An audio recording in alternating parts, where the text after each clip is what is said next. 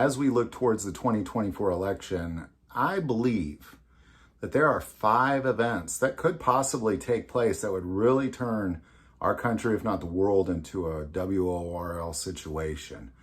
A situation where we're not normal anymore. We're kind of having to care for ourselves and everything is erupting into chaos. Lots of death, famine, disease, that sort of thing.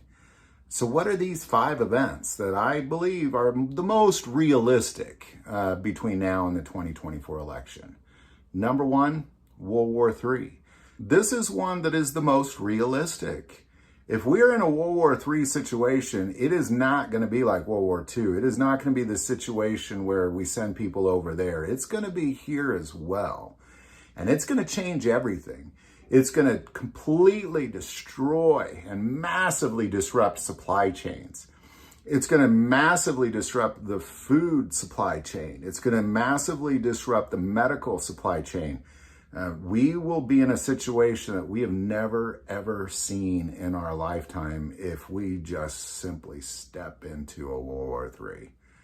Number 2, domestic political strife that leads to civil war. You know, this is something that people have been talking about for the last couple years. Now, I think World War III is way more realistic than the Civil War, because also what World War III would do is it would unite Americans. And then we'd do away with Civil War ideas. But the Civil War is something that is brought up quite a bit. And what I believe we may see between now and 2024 is small little bursts of disruptions because of that, especially as we get into October, November of 2024, and the days following the election, depending on what the outcome is. I think we're going to see a lot of chaos in the streets at the very least.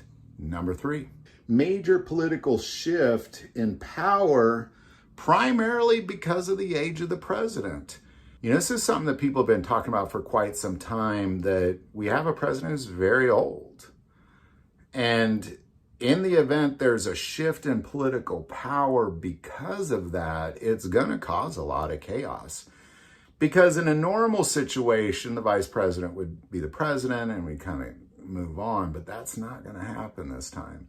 If anything happens to the president, we're going to see other players step up and start taking on roles that they were not elected for, and ultimately that will lead to a lot of chaos, and back to number 2, that Civil War thing. Number 4, a nuclear attack from Russia. Now, this can come without a World War III.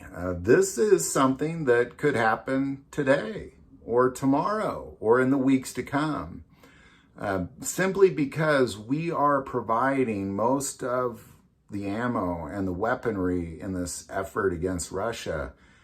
And Russia isn't taking too kindly to it. And the best way to shut it down is to shut whoever's providing the weapons down.